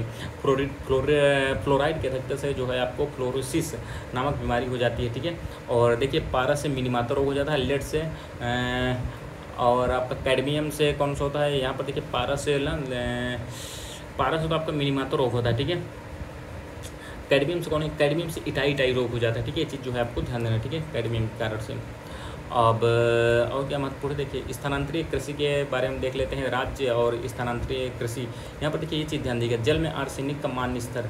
भारतीय मानक ब्यूरो के बारे में बात करें तो देखिए पेयजल एक ऐसा होना चाहिए जो कि स्वच्छ, शीतल और स्वादयुक्त और गंध रहित है, जो कि होना चाहिए। सामान्यतः इसका pH जो है 7 से 8.5 के मध्य में है जो कि होना चाहिए, ठीक है। ये चीज़ जो है आपको ध्यान देना है, ठीक है। जल में आर्सेनिक का मान स्तर की बात कर लेते हैं, एक सेकेंड यहाँ पर।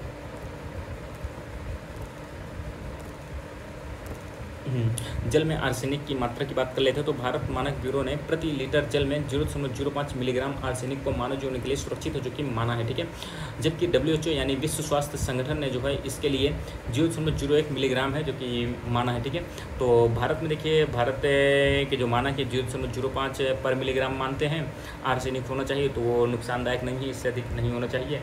और जो WHO है वो 0.01 मिलीग्राम है जो कि मानता है, ठीक है।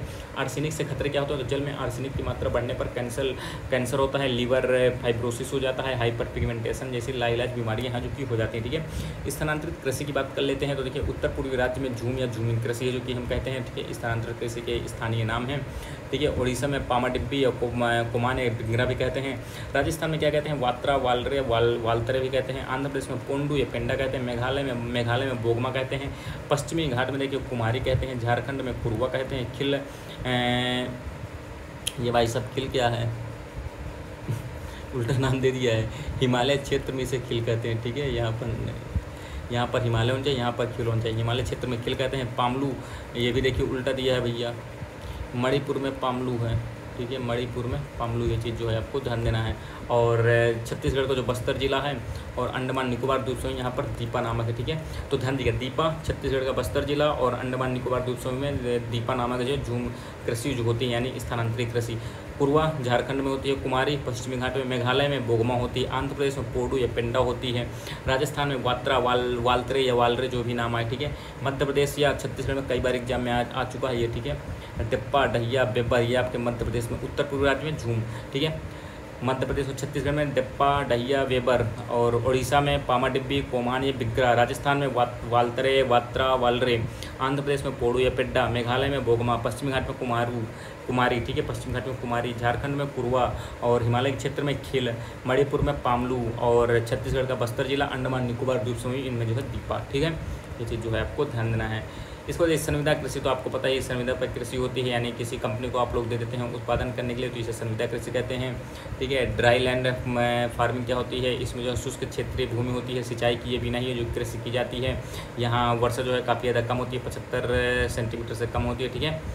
और शुष्क क्षेत्र के अंतर्गत भारत का लगभग 22% भाग है जो क्या आता है, जैसे राजस्थान, गुजरात, पंजाब, ये सब जो है आते हैं, ठीक है।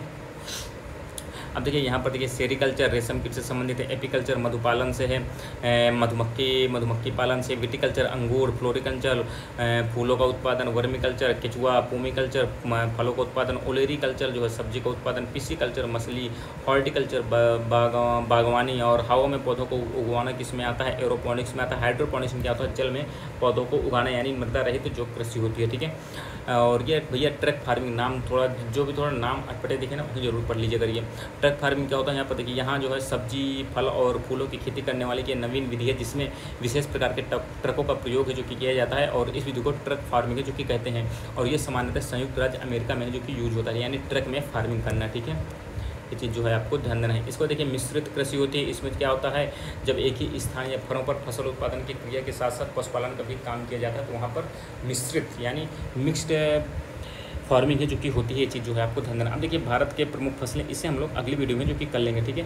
तो इसे हम लोग देखेंगे, ठीक है, अगली वीडियो में। तो आपको वीडियो कैसी लगी है, आप लोगों का रिवीजन अच्छा हो रहा है या नहीं हो रहा है, जरूर कमेंट बॉक्स में बताइएगा, ठीक है। और यहाँ पर आप ये ना देखिएगा कि किस किताब से क्या है, आप लोग ये टॉपिक्स कंप्लीट कर ले हैं। आप लोग कोई भी स्टैंडर्ड बुक यदि आप यूज करते हैं तो आप लोग को 100% वहाँ पर ये सब चीज़ें आपको मिल जाएंगी, ठीक। चाहे वो घटना चक्र, पूर्वावलोकन हो या लुसेंट हो, जो भी हो, दृष्टि की हो, किसी भी चीज़ की हो, तो ये सब चीज़ें आपको वहाँ पर मिल जाएंगी। बस आप इन सब टॉपिक्स को अच्छे से रिविजन कर लीजिएगा। मिलते हैं अगली वीडियो में, तब तक धन्यवाद, जय हिंद।